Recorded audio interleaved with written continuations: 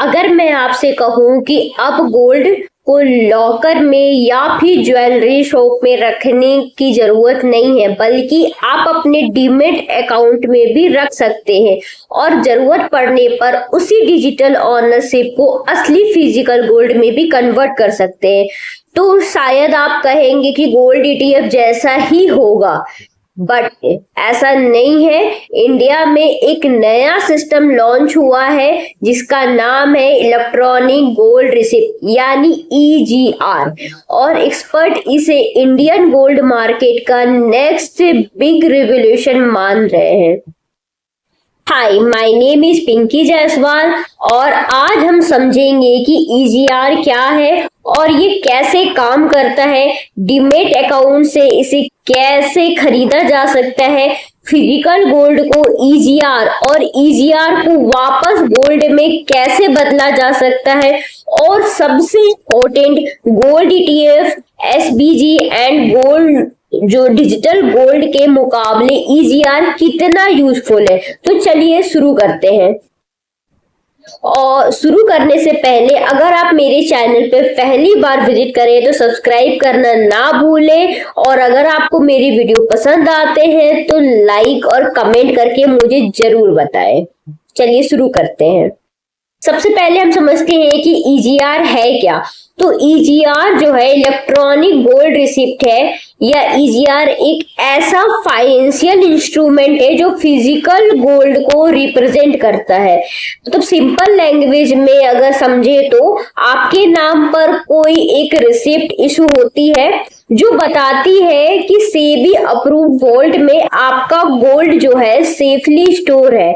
मतलब कि गोल्ड जो है गोल्ड फिजिकली वॉल्ट में पड़ा है, लेकिन ऑनरशिप आपके डीमेट अकाउंट में दिखाई देगी, बिल्कुल शेयर्स की तरह। जैसे कि पहले फिजिकल शेयर्स थी, वो ऐसे ही फिजिकल कॉपी होती थी, फिर उसे डीमेट में कन्वर्ट किया गया, वैसे ही अब गोल्ड पे भी इस गवर्नमेंट ने नया स्कीम लॉन्च किया है जहां पे गोल्ड को भी फिजिकली से इलेक्ट्रॉनिक में कन्वर्ट करने का प्रोसेस है।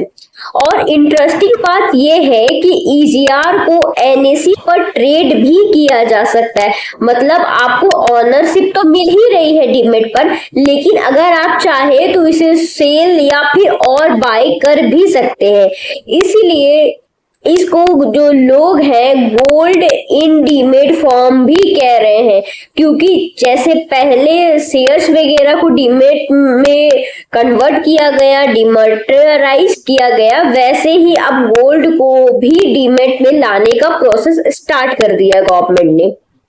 क्वेश्चन ये आता है कि फिजिकल गोल्ड को ईजीआर में कैसे कन्वर्ट किया जाता है।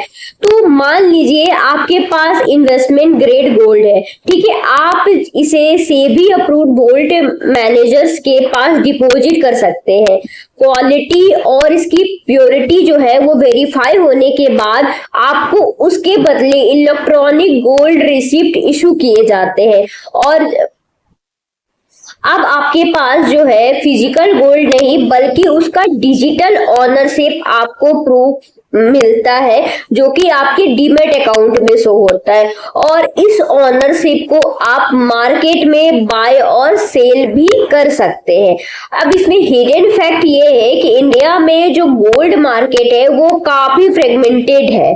डिफरेंट सिटीज में अलग अलग प्राइजेस और स्टैंडर्ड देखने को मिलते हैं।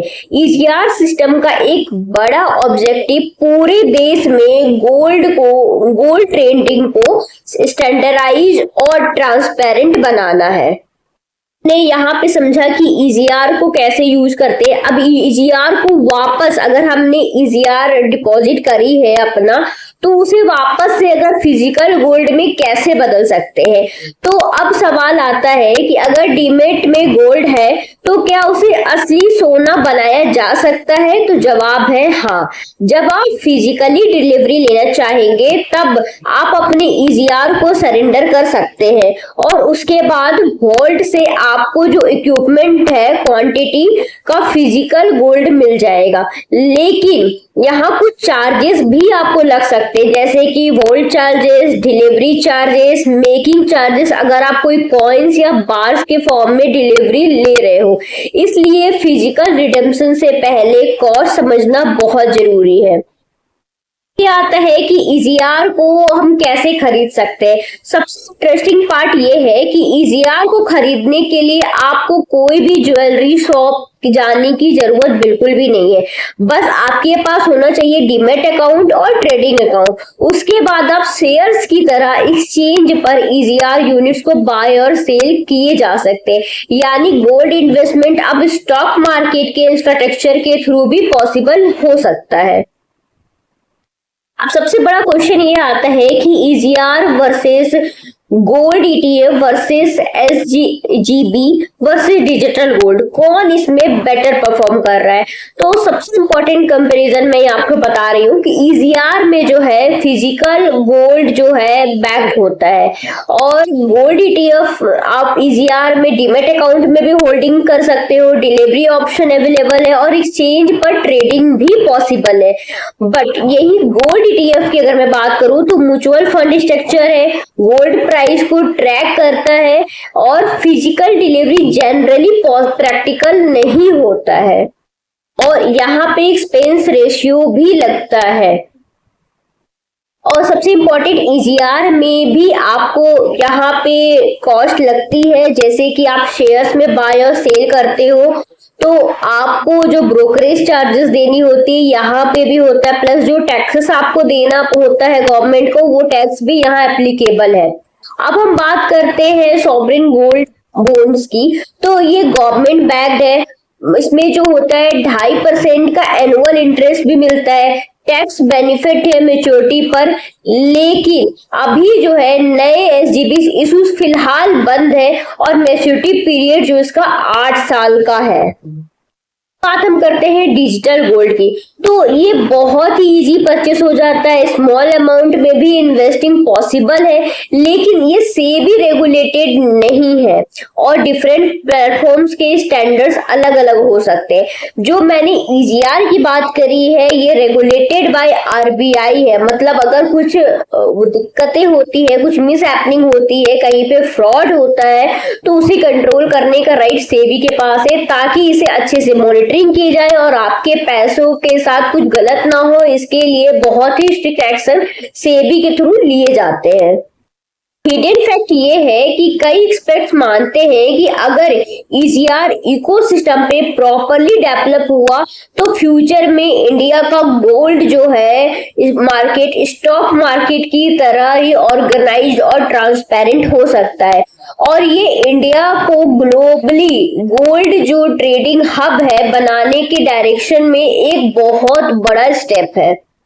अब बात करते हैं तो क्या ईजीआर गोल्ड ईटीएफ और डिजिटल गोल्ड का रिप्लेसमेंट बन जाएगा, लेकिन अभी कहना थोड़ा जल्दी होगा। लेकिन बात पक्की है कि गोल्ड इन्वेस्टिंग अब लॉकर से निकलकर डीमैट अकाउंट की तरफ पहुंच चुकी है, और आने वाले सालों में electronic gold receipt Indian investors के लिए एक नया ऑप्शन बन सकता है। वैसे आप गोल्ड में इन्वेस्ट करना कहाँ पसंद करते हैं, ज्वेलरी, गोल्ड ईटीएफ, एसजीबी या फिर ईजीआर का नया सिस्टम? करके मुझे जरूर बताएं, और अगर आपको वीडियो इंफॉर्मेटिव लगी हो तो लाइक, शेयर और चैनल को सब्सक्राइब करना बिल्कुल भी मत भूलिए, क्योंकि यहाँ पे हम फाइनेंस की उन कहानियों को सिंपल लैंग्वेज में समझाती हूँ जो कि हर इन्वेस्टर को पता होना चाहिए।